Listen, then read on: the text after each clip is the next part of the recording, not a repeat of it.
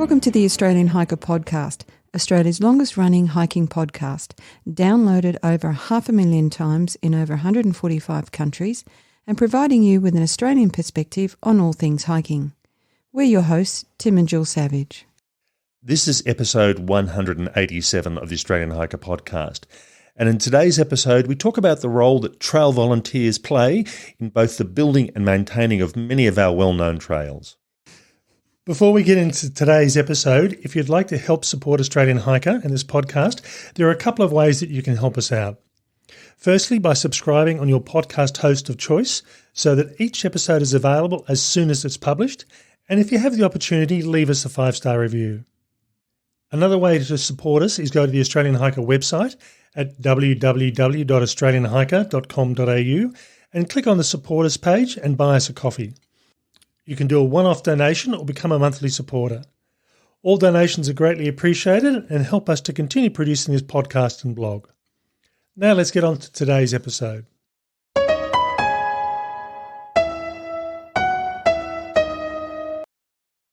While many of our hiking trails are built and maintained by our state and federal park services, they don't do this job alone, with trail volunteers providing a unique and much-needed contribution that we as hikers may never see. In today's episode, we talk to some of these volunteer organisations to find out about their contributions to maintaining and even building hiking trails around the country and look at the opportunities to get involved. In our first interview, we talked to Melanie Schoberg about the 1,200 kilometre South Australian Heisen Trail. The Heisen Trail is one of Australia's best-known long-distance hiking trails, covering a wide range of environments from the arid north through to the coastal south and almost everything in between. Melanie is the president of the Friends of the Heisen Trail and will provide us with a brief introduction about the trail itself and the role that the volunteers play. Melanie, thank you for taking your time to talk with Australian Hiker. Oh, my pleasure. Thanks. All right. Now, before we talk on the Heisen Trail and trail volunteering, can you provide us with a brief overview of your hiking background? Well, my major hiking has been in the last sort of 15 to 20 years, but I dabbled when I was younger. I didn't grow up with camping and hiking, but as an adult, I discovered it. And I had a friend who took me overnight hiking in the Victorian Alps, and we ended up in the snow. And I thought, right, I'm not sure if this is for me. So I did a lot of day walking after that, but then discovered the Heisen and discovered the absolute joy of getting out overnight and being with nature. So do you have a preferred sort of hike? I mean, do you typically stay to the shorter hikes or you do a bit of everything? I do a bit of everything now, but I must admit that sort of extended hiking period, 5 days is a delight to get away, to not have to deal with anything except putting one foot in front of the other, enjoying being out wherever you are and getting to your next campsite, setting up and relaxing and not having technology, I have found is that's my real happy place. Okay, now, the Heisen Trail is well known to keen hikers, but newer hikers may not be aware of it. Can you provide us with a short introduction on the Heisen Trail? Quick overview. It was developed over a number of years, but it was finally opened in 1993. So it's been around for quite some time. It's an unusual trail in many respects because it traverses everything from national parks and conservation parks and forestry land to some reservoir land and then private land, pastoral country, a bit of road reserve. It's a bit of everything, So that's quite interesting for people. It's managed by the government through the Department for Environment, and then the Friends are the official volunteer group that help look after it. So, yeah, it's quite a complex trail. It's classed as a grade 4 trail, so it means it is quite difficult, remote in many places. So it'll be it's not exactly an easy walk from town to town or anything like that. Yeah. Yeah. The hiking experience, I suppose, you're starting up, depending on which end you're starting at, but you're starting up at Parenchilna up in the north and heading down to Cape Jarvis down in the south. So we've got arid land up in the north and coastal down in the south. Does that sound about right? That's pretty close, yes. So it's 1,200 kilometres. So obviously you're going to get some diversity, and it effectively runs along the spine of South Australia through the Flinders and Mount Lofty ranges. So you do get a bit of everything.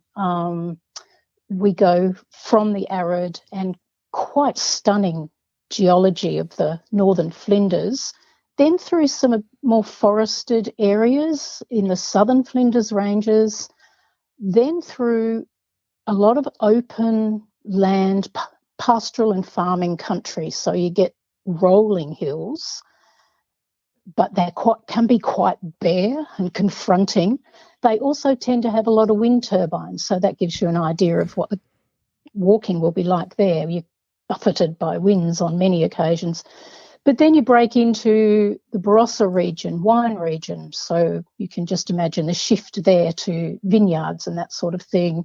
Adelaide Hills, you get quite close to the city, and then after that, head down to the coast with some of the most beautifully wild, rugged coastline and lots of preserved natural landscape there as well. All right. Now, you're the president of the Friends of the Heisen Trail. So what does your role entail?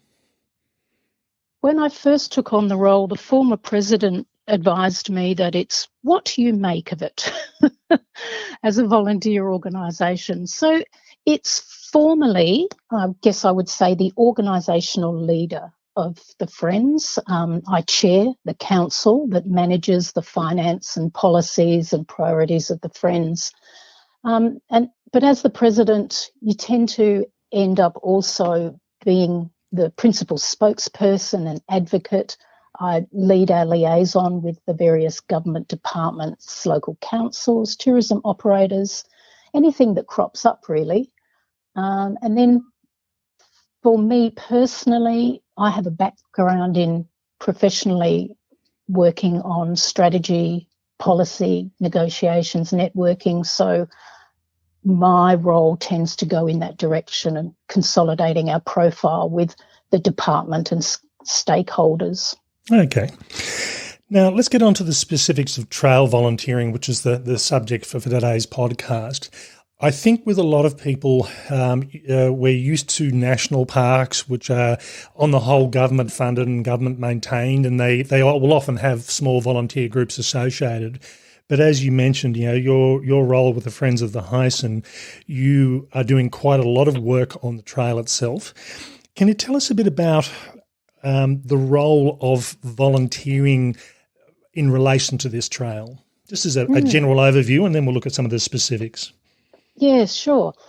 So the Friends formed in 1986 as the trail was being formulated and commenced. So its initial baseline was to help as volunteers in getting the trail laid out and marked. So developing the trail was its core objective, if you like. It's evolved from there. It continues to be all volunteers and not-for-profit. But now above and beyond the general marking, if you like, and the sort of protection of the trail in the immediate sense for walkers, the Friends tends to have a much broader scope in its role. We not only look after the basics on the trail, we look at how we can develop parts of the trail, what infrastructure is needed, how we can improve it. We have established the website where information is about. We are the principal point of information for everything about walking the trail. Yep. So we run an office with volunteers who manage all of that sort of stuff, talk to people, provide information to people. We have a promotional team of volunteers at another committee. We also organise walks for our members to help them fall in love with the trail, which then becomes our recruitment base for getting our next load of volunteers through, if you like. Now, in relation to the in relation to the maintenance, do you have responsibility for maintenance for the entire track, including the sections that are in national parks and reserves, or does the parks look after that themselves? It's a bit of both. So when someone is out on the trail and notices there's an issue, the vast majority of reports come to us. So we are the principal contact point. So we kind of manage what's going on and when there are issues. Having said that, we work really closely with the department. So there are times where the rangers in a given park will identify perhaps a realignment that's needed, more major stuff, and they will try and get that done through their own resources and or contractors and things like that. But there's a significant part of the trail that goes through. We have over 100 landholders, private land that we go through, road reserves. We deal with 14 different councils, Forestry SA and SA Water, in addition to the department. So every single bit of the trail has a different complexity as to how it's looked after, which we tend to be mostly involved in working out with whoever happens to own that bit of land. So if there's an issue with, say, signage on a private landowner's property, sort of, would that be something that you guys do, or is that something that the parks would create a new sign and say, here you go, go and put this up where it belongs? It's a two-way process. We'll often get the information from the landholder, particularly if there happens to be some concern from a particular private landholder that access is being breached, for example. They'll get in touch and say, have a chat and suggest them, look, there's a bit of a problem here. We're not happy. So we'll have a look at how best to resolve it. And if it's signage, then we'll work with the department. The department will produce the sign. We'll go out and put them up. Okay, no, that's good. Now, are volunteers responsible for particular sections and they look after their own section, or is it let's go out with a group of people and do what needs to be done regardless of where it is? Yeah, okay. So we try to have some coordination there.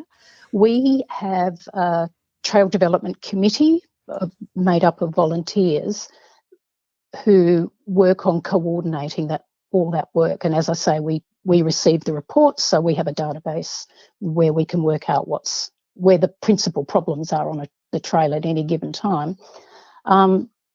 We also have a volunteer that oversees the infrastructure specifically.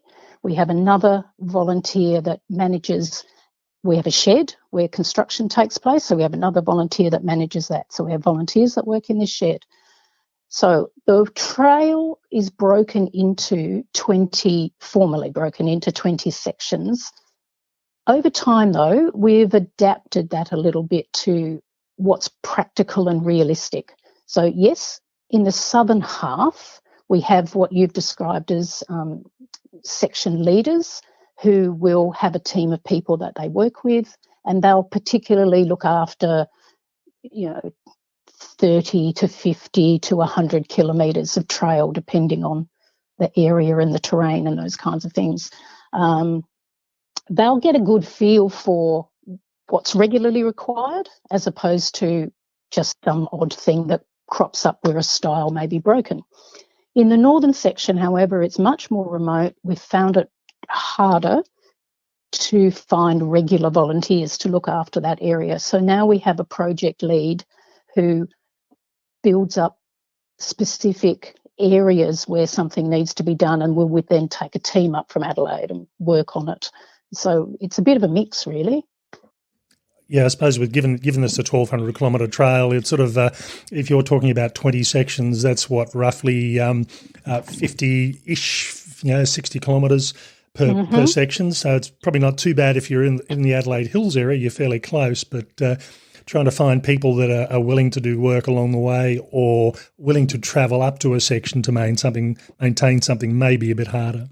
That's right. And in the northern section, it is also much more likely that vehicle access to the areas you need to get into is much more limited.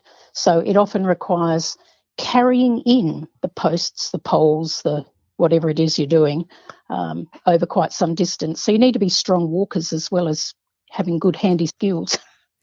All right. Now, something I hadn't actually thought of is how many volunteers do you have at the moment? Just, you may not know the exact number, but just roughly. It's in the order of 150, bearing in mind we manage an office as well as promotional work and dedicated work on the trail. So people are spread across a range of different tasks, but yeah, somewhere in that order. Okay, and how much, and again, I know this is going to vary depending on where people are working, but how much time do your volunteers sort of dedicate to working on the trail? Is there an average you can think of there, or? Yeah, again, I sort of mulling over that. We do try to record our hours, and we're getting better. I think for the team that work in the shed on the construction, they probably put in 150, 200 hours a year. Our section leaders and teams down south would do anything 5 to 10 days a year. And then in the north, it's project-based. So people might go away from anything from 2 to 5 days at a time. And our volunteers chop in and out, particularly up north and on the infrastructure projects. So, yeah, it's horses for courses. A lot of our volunteers are retired, not all. So people fit it around their work or their escapes on holidays and all of those kinds of things. Okay, now what sort of work do you do? I mean, you've talked about realignments potentially and putting up signs, but what's the range of tasks that's involved in maintaining a trail?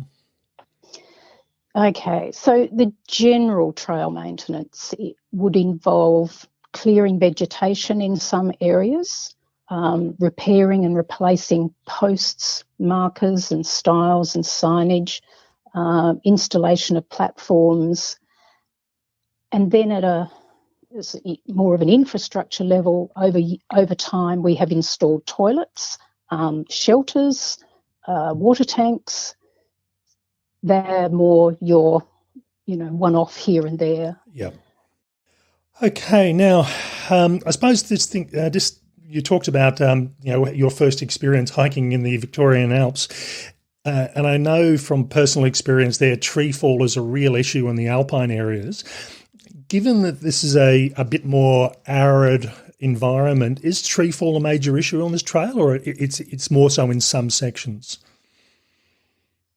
I'd say it's an occasional issue. It's not like you'd get in the Alps by any stretch of the imagination. We'll often just climb over a tree that may be across the trail.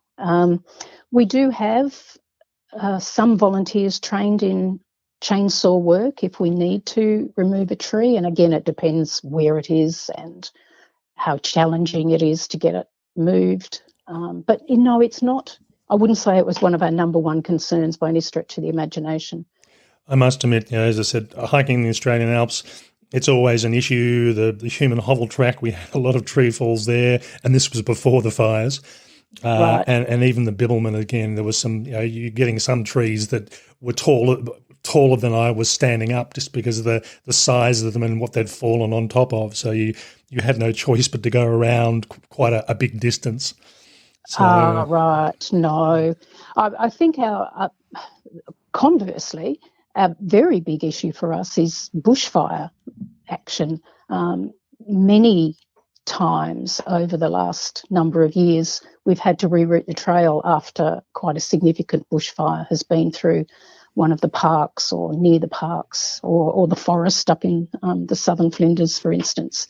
And you'll have a trail that has to be rerouted for 2-3 years while the forestry or whoever sorts out and rejuvenates the area. Okay. Now, you mentioned that some of your volunteers do have chainsaw skills, but what's as a general thing, what skills does a trail volunteer need? Oh, mostly lots of energy. I think the vast majority of general maintenance work is what I'd call general handy skills. So we provide the volunteers with some training in most importantly, health and safety, looking out for each other, looking out for risks on the trail, hazards. Some of the tracks are narrow. You're on rocky surfaces. You're on tricky edges. In the brush cutter, that's probably the other big one that we use, particularly down the southern end where vegetation tends to grow quite a lot more. We'll be cutting back acacia, xanthoria, a lot of those kinds of expansive vegetation to keep the trail a little clearer. People will use a drill, and then if we get into our bigger infrastructure projects, you might be doing things like cleaning, sanding, painting. If it comes to serious construction, we tend to engage a contractor to oversee what we're doing. Okay. And in relation to equipment, do volunteers tend to bring their own gear like shovels and crowbars, or do you have a stock of that you're able to let people use? Yes, we're very privileged to have a shed where our team of volunteers can do construction work, and that's provided courtesy of the Department for Environment and Water, and we're very pleased about that. When it comes to the equipment we use, though, we provide the Friends Fund electrical equipment. We've got trailers, brush cutters. If we need larger equipment, the Friends pay for the hire of that sort of stuff. We also cover the first aid, satellite phones, four-wheel drive hire if our volunteers need to get into remote areas, and fuel expenses. All of that comes from our funds, so volunteers aren't out of pocket. So it's really the volunteers are volunteering their time rather than, and if they're not necessarily donating, but it's their time is what they're really doing here. That's right. And then the Friends membership fees and proceeds from running our walking program feed back into enabling us to fund the equipment and the effort for those volunteers to get out on the trail and do the work. So it's a cycle of feeding into each other. All right. Now, you mentioned before talking about there's roughly 100 odd landowners, and we're talking about landowner relationships. And I'm guessing that's probably more in your field of control. But when volunteers are working on private landowner areas on infrastructure for the trail, what sort of relationship do they tend to have with the landowners? I'm guessing there's a degree of common courtesy being on someone's property, but is there any relationship there at all? Yeah, there is. Fundamentally, as you say, there's a common courtesy requirement. So all our volunteers and section leaders liaise with landholders before we undertake any work on the property, and that goes the same for private and parks and forestry. We always get in touch with the rangers in advance. You need that for access, you need that for safety provisions and common courtesy. But I think our section leaders play a really important role in keeping that relationship solid, because as you would appreciate, the access to private land is very much under the privilege of a private landholder letting the trail go through. So our section leaders are pretty good at keeping in with them, listening to them if they do have any concerns and issues, and bringing them back so we can sort them out. So it's quite vital, I think, to keep the Heisen Trail travelling the direction it is. It doesn't always work. Sometimes you have a glitch, but, by and large, we also, as an organisation, provide our magazine to all the landholders just to keep them in the loop of what's going on and hopefully keep them happy a little bit more. If we happen to have a group going into a region to do a specific project for a few days, we'll also organise a community dinner one of the evenings. So we'll invite the landholders and other local community supporters in, and we'll have an opportunity to get together and just, keep everyone in the loop and keep them happy. Okay, that's good. How can people become trail volunteers for the Heisen Trail? Mostly we recruit from our membership as they've walk the trail and, like I did, you gradually fall in love with it and become a little bit enamoured by how amazing it is that this 1,200 kilometre trail exists pretty much on the back of volunteers. But what we find is that we'll pick up other people who have also walked the trail, not necessarily with the friends, and they want to give back. So they'll get in touch via our website or email and just offer their services. We had an example was a person who walked the trail and noticed that one particular campsite he stopped at didn't have a rainwater tank where he could fill up his water. He happened to work in an industry that had some connections. He rang up and said, I'd like to go back and put a water tank in there. Is that okay? So things like that are fantastic. Another person who just finished recently hiking the trail just rang up and said, I've had a wonderful time. How can I get involved? I want to help you keep the trail going for the next 100 years. So. And apart from the volunteering itself, or the generosity of putting things like water tanks in, how else can people help the Heisen Trail and the Friends of the Heisen Trail? Well, we don't just have maintenance volunteers, obviously, because we have an office and a website and social media.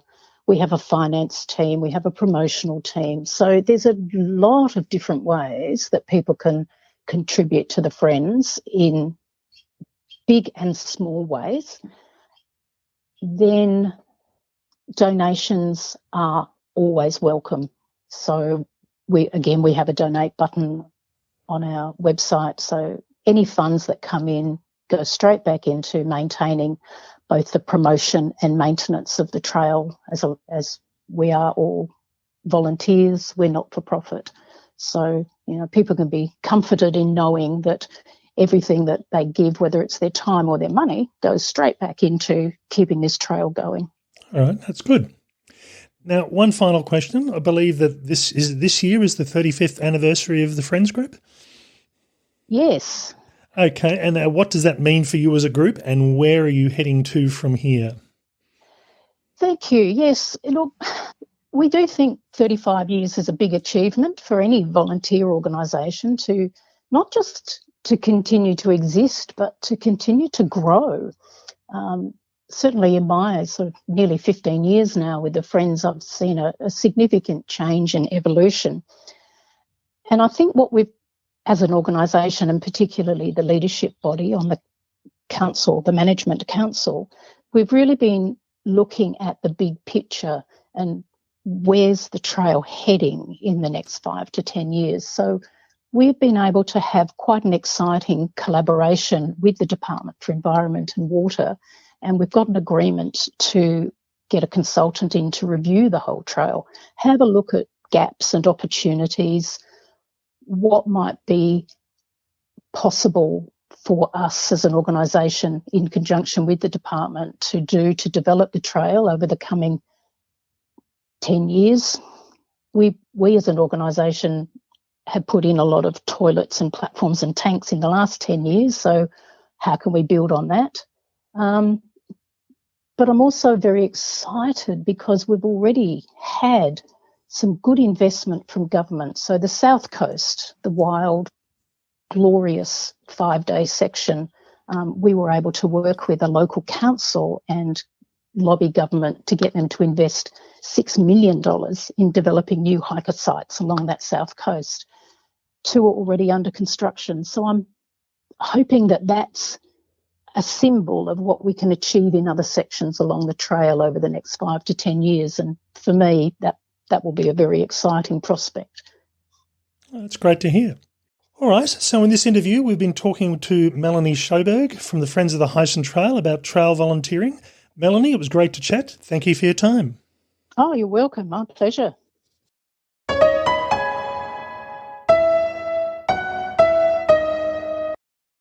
In our second interview for today, we talked to Graham Hullendale, Funding and Publicity Manager of the South Australian Recreational Trails Incorporated, about the 325-kilometre Lavender Federation Trail.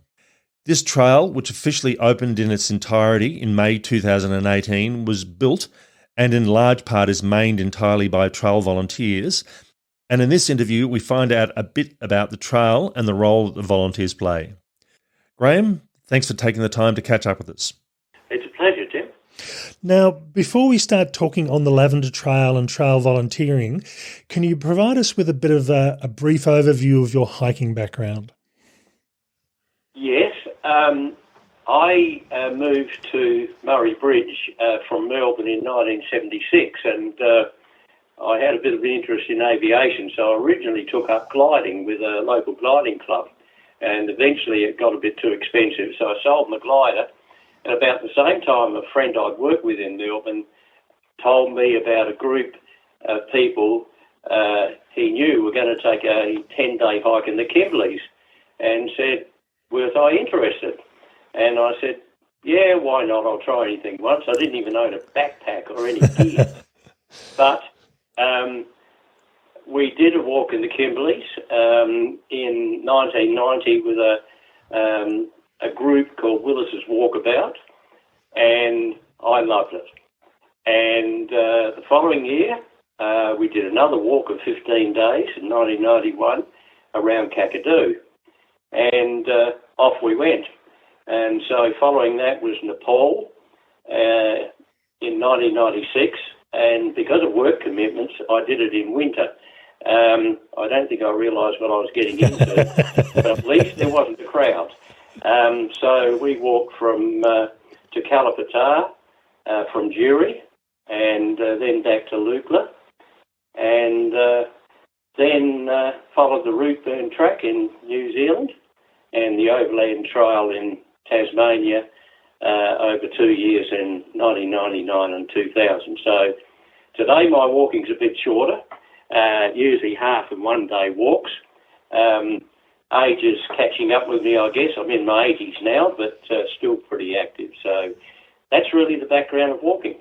No, it's good. It's good. Yeah, as you say, it's sort of you might slow down or you might do shorter walks as you get older. But I think anything that keeps you out on the trail is the way to go. Yep, for sure.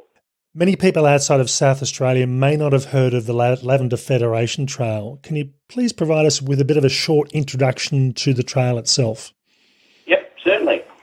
There's a bit of an interconnection, really.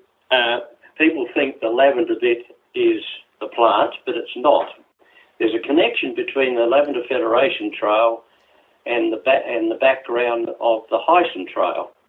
And Terry Lavender, with his wife Anne, as they used to class themselves, were a couple of 10-pound poms that came to Adelaide in the 1960s. And Terry had been very much involved in outdoor activities in the UK.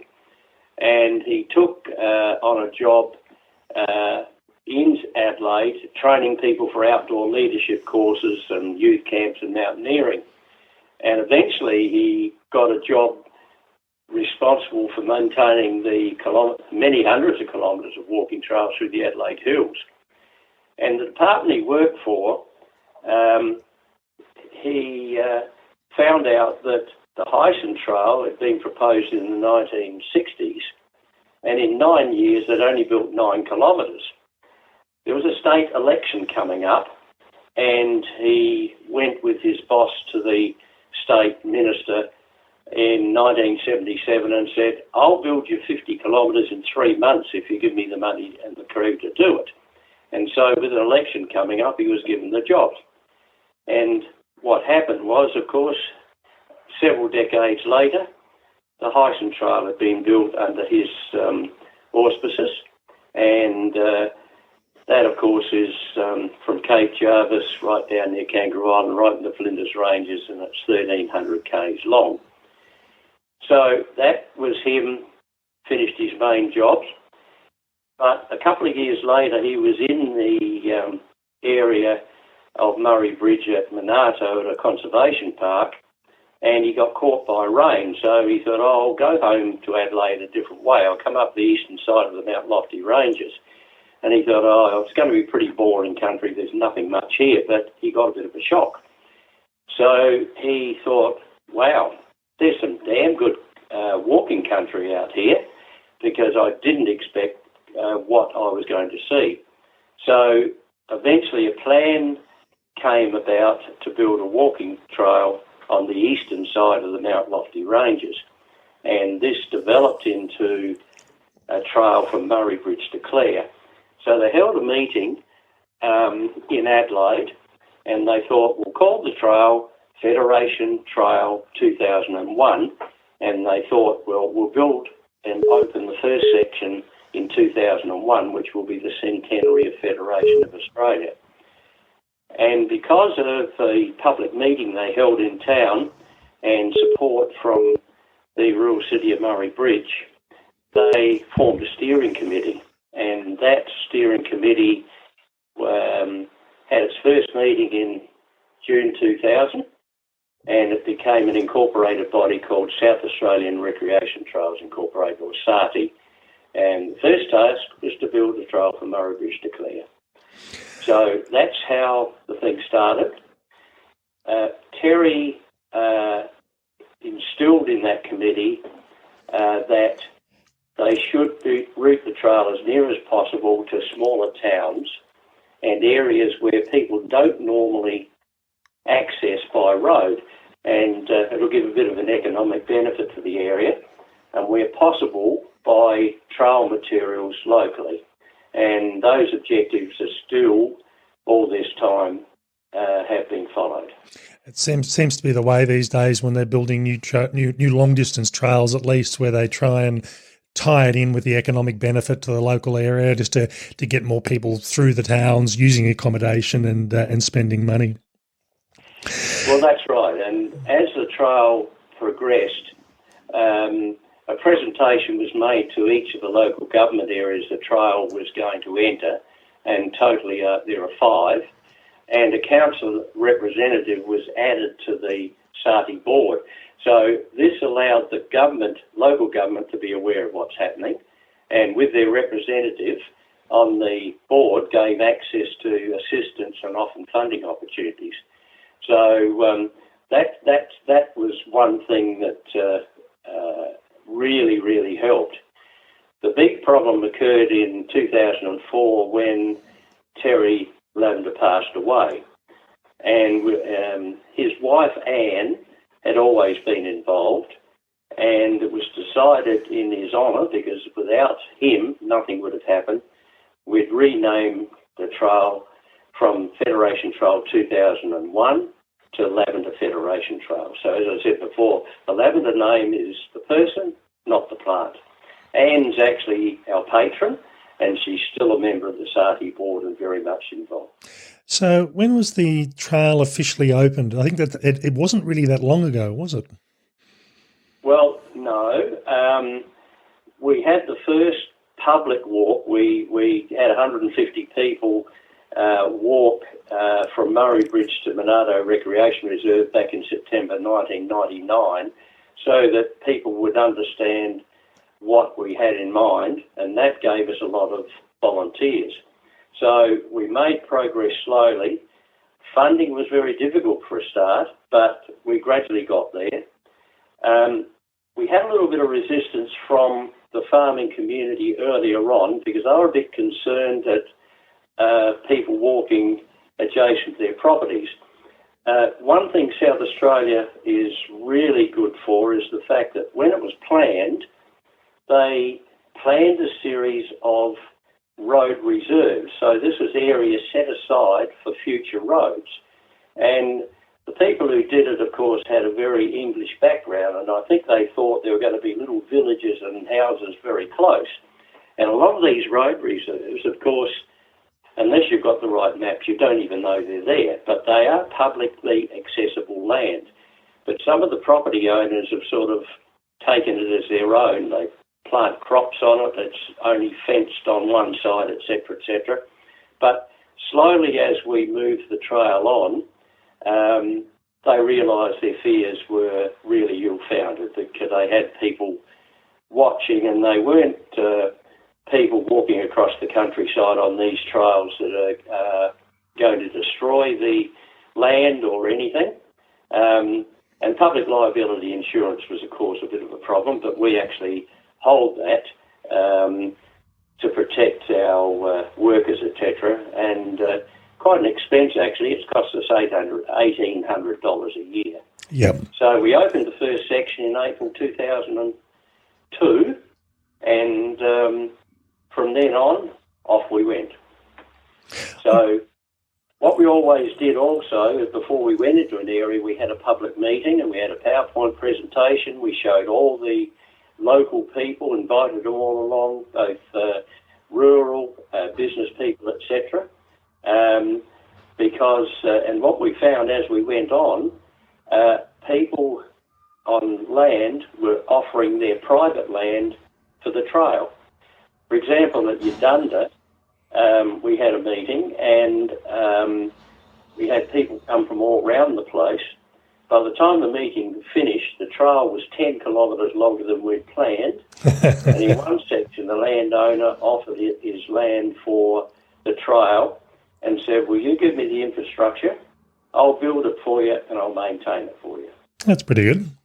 It is. So we finally opened the trail at Clare in May 2018. So it took us 21 years from first conception. And end-to-end, the main trail is 325 kilometres long. And we've also, during that time, built 11 loop and spur trails to nearby towns and points of interest and everything, and they total an additional 150 kilometres roughly. Now, as far as the landscape's concerned, as you said, when I first heard about this trail, I thought, okay, it must go through some lavender farms or something like that. So, now we know where the name came from. It makes a bit more sense. But what's the landscape like? And I'm sure there are different types of landscapes on this trail, but just a brief overview of what people can expect to see. Yeah, the southern section of the trail near Murray Bridge is a fairly low rainfall area, only about half of Adelaide, so it's about 350 millimetres. So it has the advantage of having a much drier, sunny winter days, but fairly cold, clear nights. The land is a bit of a surprise, as Terry found initially, because just outside of Murray Bridge you go into Rocky Gully, which is now in a conservation park, and if I put you in the middle of it, you'd probably think I could be in the Flinders Ranges. It's very, very surprising. There are peaks, some with quite good views, 360-degree views, fairly large property, so where houses are well apart. And as I said, because we have road reserves, very few of the very small parts of the trail are on roads, but across the countryside. So there's a lot of old ruined buildings as well, and that's pretty well it. What's your role with this trail in particular? And I think you've got a slightly broader role, but so what are you? You're the funding and publicity manager, but for what? Well, pretty much doing several things. One is I am still involved, and I have been right from those first meetings 25 years ago in the trail. Initially, I was doing just helping Terry. We were pretty well doing everything between us.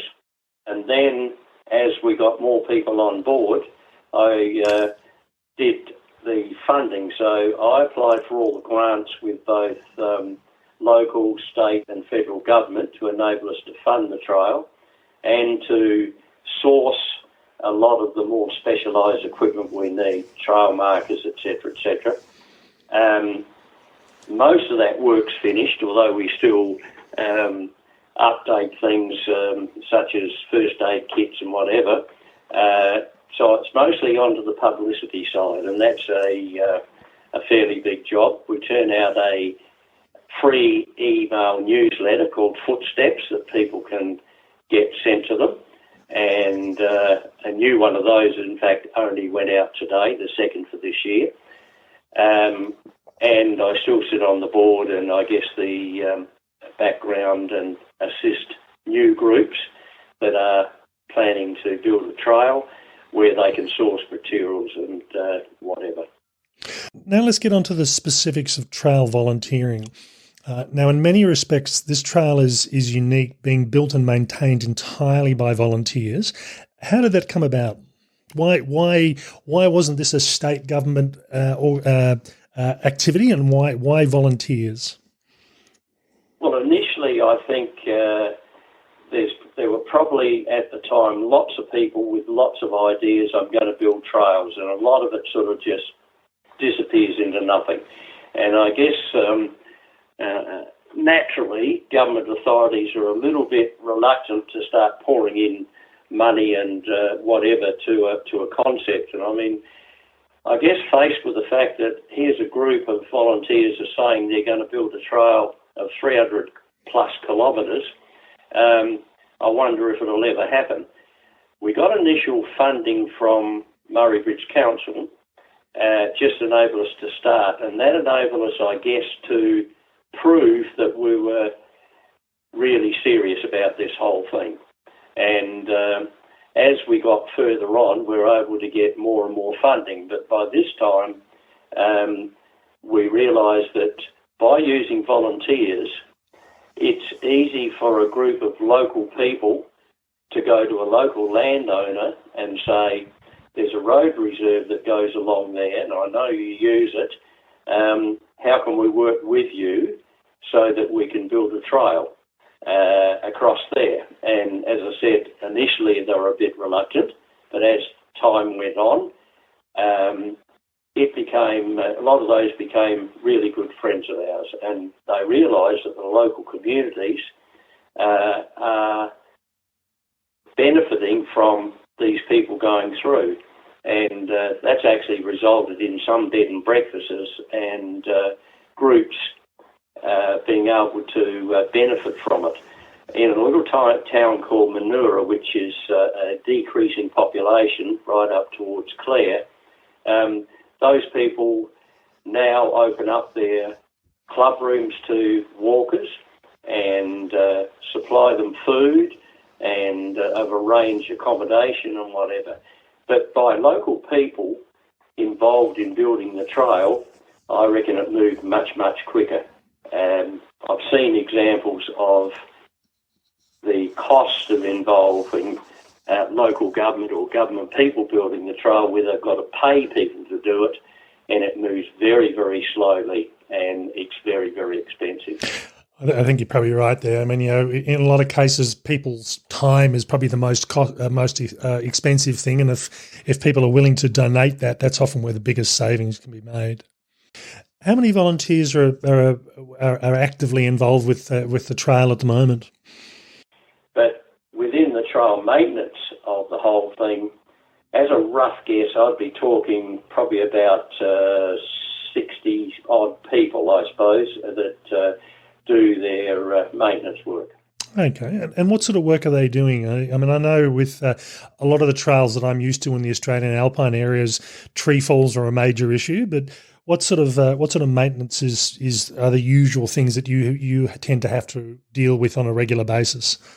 Well, trees aren't too much of a problem because we're in a relatively dry area, but certainly clearing undergrowth and fence, where fences come down, etc., making sure that the trail has sufficient signage so that people don't get lost. But we always recommend people use the maps, because there are 6 maps covering the whole trail from end to end. And the other thing is, of course, because we go over a lot of private property and whatever, we have built stiles over fences, even where the farmer may have a gate there. Some of the time that gate might be open for a reason, another time shut because of stock.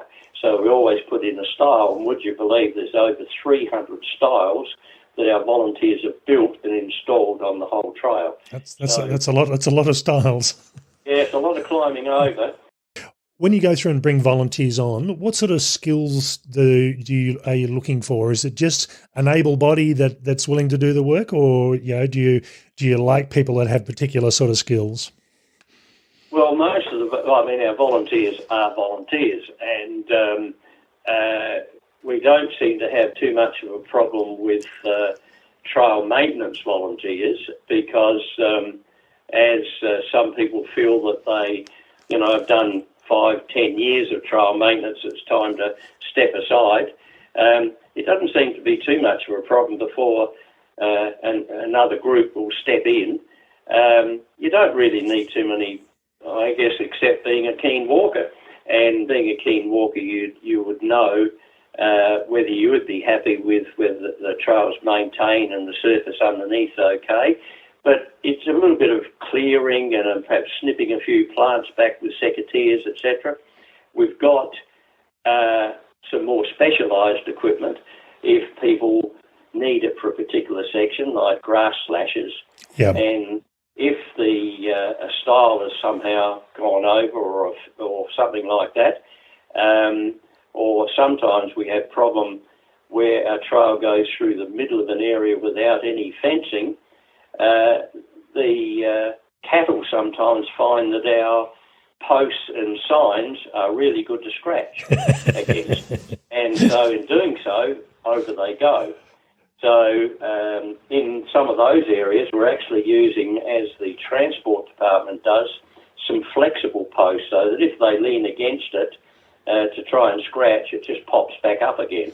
So, that's the sort of thing it is. But sometimes where there's a lot of work to be done, the trail maintenance people in that area will ask for extra help, and we'll get a big working bee out there and cart out concrete and carry stuff and do a big one-day work effort on one particular section. Now, do you expect volunteers to sort of bring their own tools, or have you got a stash of tools that you can provide in most cases? Each group has a basic toolkit given to them with the basic things they would need, with electric drills and screws and hammers and pruning equipment and that type of thing.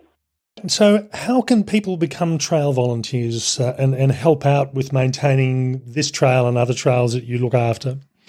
I guess the easiest of the lot is just put something on our website and say that they are interested. Our Border Management Sati is stronger than ever, having taken on now several mountain bikers as well, because of the amount of trails we're building, which are both walking and mountain biking. The biggest problem with that is because we're spread all over the countryside, getting together for a meeting sometimes means a 2.5-hour drive to get there. But we swap them all around the place, and we're always interested in volunteers, but the easiest would be to just put a mention on our website.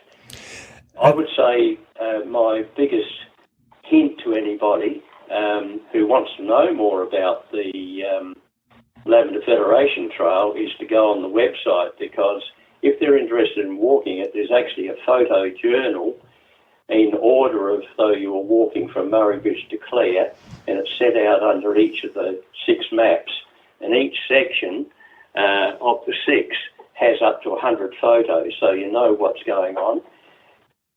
There's an access to videos that both Channel 7 and 9 have made that have been on TV programs in South Australia, and they're actually stories by walkers that have walked end to end, and they've given their information of what they did and where they stayed, etc., and all the accommodation along the trail. We've even got some of our accommodation people that do a pick-up and drop-off service in remote areas, and some of those you can stay in one location for up to 4 days, and they'll pick you up at a certain point, take you back to the accommodation, feed you, prepare breakfast, lunch for you the next day, drop you back and on you go. And it also tells you where you can get maps, and many of those will actually post out the maps to you. I'll put the links to the Lavender Federation Trail and all the social media on the show notes. So if anyone's interested in finding out more information, we'll provide plenty of opportunity for that. Yeah. my final, probably number one suggestion is sign up to our free email newsletter called Footsteps. That's got news not only of the Lavender Federation Trail and others, but all the other trail openings that we've had some involvement with right throughout South Australia. And the newsletter that only went out as we're speaking to each other today actually mentions a group of trails that have only just opened in the last couple of months. The other thing I think that's happened is that the Lavender Federation Trail has connected a lot of what was previously separated trails together. We cross over and share a section of the Heisen Trail, and also we share a section of the trails through the Clare area. So that's the Riesling Trail, which is 35 k's, a Rattler Trail, which is 19, and a Mawson Trail, which is a cycling trail predominantly, but you can walk it. That's 900 kilometres long. And recently, one of the councils has put trails in going from Clare to the top of York Peninsula. So that's enabled you to walk right through to the top of York Peninsula and travel on the Walk the York Trail, which is a 500-kilometre trail which goes right round the circumference of York Peninsula. So interlinked together, there's around about 2,300 kilometres of walking trail that predominantly the Lavender Federation Trail is linked together. And of course the Murray-Coorong Trail that's under construction from Cadell in the Riverland to Salt Creek on the Coorong, that's being built now. That uses part of the Lavender Federation Trail, and that's 450 k. So there's going to be a lot of walking if you want to come over and decide to walk for most of the year, because the trails are all connected together. Now, one final question. Where to next for the Lavender Federation Trail and the organisation that you work with? We're getting, I guess, the expertise that we've gained over several decades is now being used by a lot of groups in different communities that are interested in establishing trails, and also by a lot of local governments. We've recently built 2 trails for the Clare Council that link to the Lavender Federation Trail. One is to the National Trust listed Martindale Hall, and if you've been around a while, you remember the movie Picnic at Hanging Rock. That was the building there. And in April, 20 short walks, including the 2 that we built, were opened. We've assisted a group building a trail network called the Clare Valley Wine and Wilderness Trail. Stage 1 was recently opened by the South Australian Premier Stephen Marshall. When that's completed next year, that'll be a 4-day walk. And I guess this is a bit of a temptation to a few people. It travels between wineries. And a lot of private land. The wineries have been excellent. We assisted that group with that trail, built the styles for them, and helped them with sourcing some specialised trail equipment. We built a 27-kilometre trail called the Callington Spur Trail for the Murray Bridge Council last year. That's a multi-purpose trail that uses some existing trails and some new sections. And that's a part of trail that uses the main Lavender Federation Trail, and I think a rather unique section of the Lavender Federation Trail as well, because it passes Minato Safari Park. So I'm unaware of any other trail in the country where you can see giraffes and bison and Przewalski horses, but you can from the Lavender Federation Trail. That's proved really, really popular. We read on behalf of Parks SA a series of electronic counters that they put through there, plus we read them on various sections on our trail, and that particular trail is recording up to 3,500 using that trail each month. That's good. So we know that that's done very well. And we opened a loop trail at Mount Pleasant last year of 23 Ks. And last week, one of our board members went to Kangaroo Island to meet with a group who've approached us, and they're planning a trail around Kangaroo Island. So there's a lot of work going on, and we're negotiating too with trying to get shelters every 20 Ks apart along the whole trail, and that's proving a bit difficult. But the first has been built by Murray Bridge Council near existing toilets and water, and two more are in the budget to build in their council area, and they will have water with a tank and also hopefully toilets as well. All right, that's good. Yeah, we're still very, very much active, and we're still being approached by groups. Sometimes nothing happens. They realise that it's probably going to be a harder job than they think, and it just sort of peters away. But it's we thought our work had finished, apart from maintenance, when we finished the trail 3 years ago, but it's busier than ever.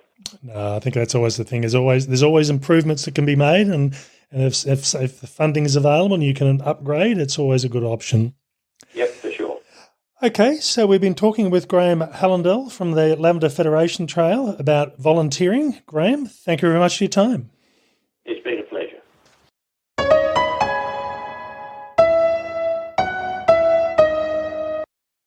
Okay, so in those two interviews, we talked about the Heisen Trail and the Lavender Federation Trail, and we had Melanie and Graham representing their respective trails there. And I must admit, I was always aware and have been aware of volunteer groups and trail volunteers before, but I don't think I quite realised the extent of the role that they play. Yeah, it's quite driving, isn't it? I mean, it's not just influential, but it's in the conceptualising the creation and then the ongoing management. Yeah, so if you look at, say, the Heisen Trail, this is a trail that runs through some national parks and state forests, but it also runs through private land. And in that respect, the National Park Service isn't going to be able to propose something like that. Yeah, that's right. The proposals can come from government, but in a lot of cases, the drive was through groups of really enthusiastic walkers making proposals and then seeking support from government and private landowners to get to that sort of extent. Same with the Lavender Federation Trail. Again, this was a proposal that came from volunteers, with the entire trail being built by volunteers as well. In the building of these trails, I'm not saying that the state governments aren't doing aren't fulfilling their role. And in fact, when you look at what the South Australian government is actually doing, they are building a number of new trails already. But that's in national parks, isn't it? Their focus tends to be on state land or Crown land, not on private land. So it's up to, particularly with the long trails, to get the community involved in this process. The other thing is from a maintenance perspective. So again, I'll refer back to Melanie here, only because it does include the Heisen Trail does include government land as well. She was saying that the website, quite often a lot of faults or issues or problems with the trail tend to be reported through that website, and then they'll pass that knowledge on either to their own maintenance teams or onto the government teams as well, to say there's an issue that they need to deal with. Yeah, and that makes sense really, because it becomes a point of focus for interaction about the trail. And so, I guess people rightly assume that if I forward some information that something's not quite right or something's doing well, it'll get to the right people. So when you think about it, both of those trails, the narrative was very similar. They have a web presence, and in both cases, their websites, the Lavender Federation Trail website and the Friends of the Heisen Trail website, really are the prime resources for walking these trails. And if you want to go through and do them, that is your best starting point to work out what are the resources available. They will also have people that you can talk to, and quite often you'll get people who man the phones or are going to respond. Person the phones, yes, that's right. Or to answer phone calls.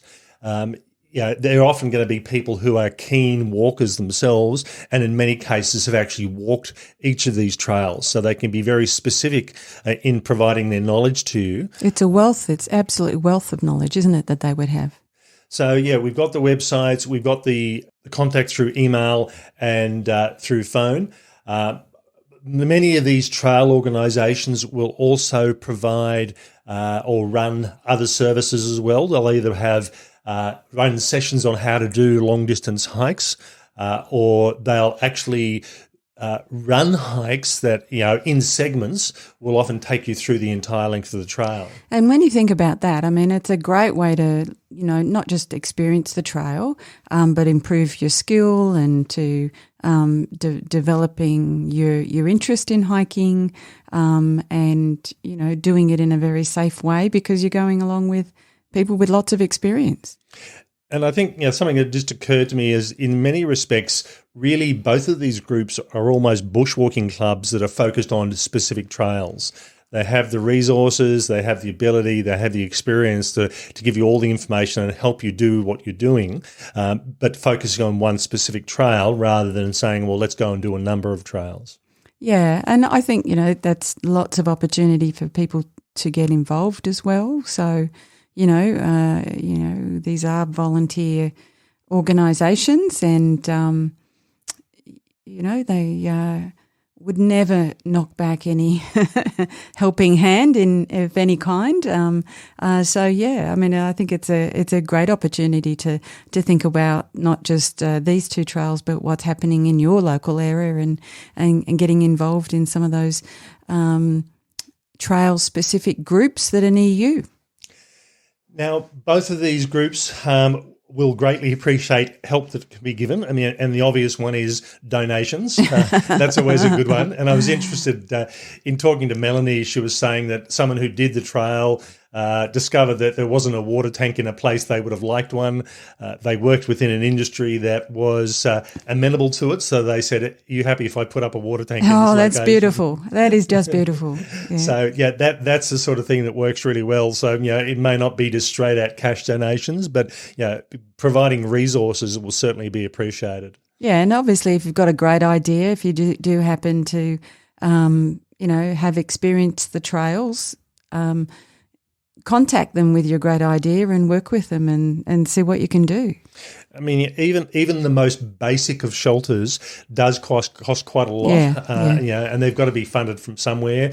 Partly it's through membership fees. I'm sure both of these organisations do get some money from government, but there is a limit. So I suspect it wouldn't be a lot. No, so this is where the private help would be of a great assistance.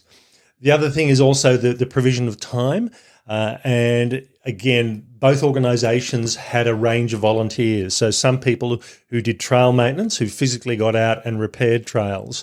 And when you think about when you walk along a trail, it doesn't magically be flat all the time. Somebody has to go through and do that, and particularly when there's been floods or fires go through, there's a bit of a repair work that needs to be maintained to keep the trail looking good. Another comment that Melanie made on the Heisen Trail is that some of the things that the volunteers do is prune back the grass trees.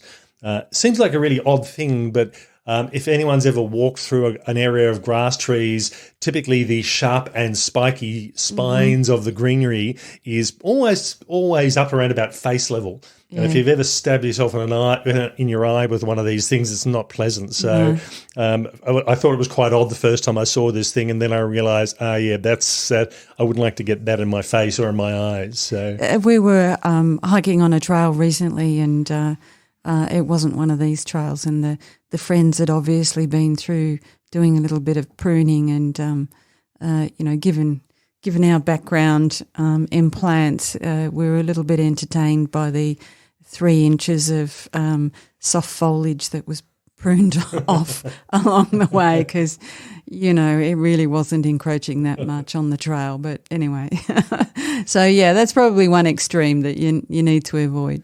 The other sort of volunteering time is office staff. So people responding to emails, answering phones, sending out products. So both of these organisations do actually sell maps and guidebooks for each of their respective trails. Somebody has to go through and package those up and process those. So, if you don't feel you're up to the physical side of things, being in an office, even if it's just for a few hours a week, is often a big help. I think it's really my comment that I made early on in this in the introduction to this podcast was the trail volunteers for not just these two trails, but for so many trails around Australia do so much work that we, as the people hiking these, do not tend to notice. And we know that somebody does some maintenance work somewhere. We just tend to assume it's the government that does it. And in many cases, it's unpaid volunteers either assisting the government or doing it on trails that aren't actually government trails. So, it's the sort of thing that next time you go through and walk a trail, have a think about the work that's gone into it and who's likely to have done that. Yeah, and be really appreciative and take care of the trail yourself. I think the other thing that these trails do as well, and thinking about some of the comments that Graham made, his comment was that they're being asked to go over to Kangaroo Island and looking at a long-distance trail around the island, and that would be a spectacular trail. We've already got the Kangaroo Island Wilderness Trail, which is being rebuilt as the vegetation regenerates. But to get a trail that goes all the way around the island would make for a trail a number of hundreds of kilometres long, and it would greatly increase the tourism to an island that had a lot of damage, and it's a way of getting money back into the economy again. So, and, that coastline is just amazing, so that would be an absolutely awesome experience as well.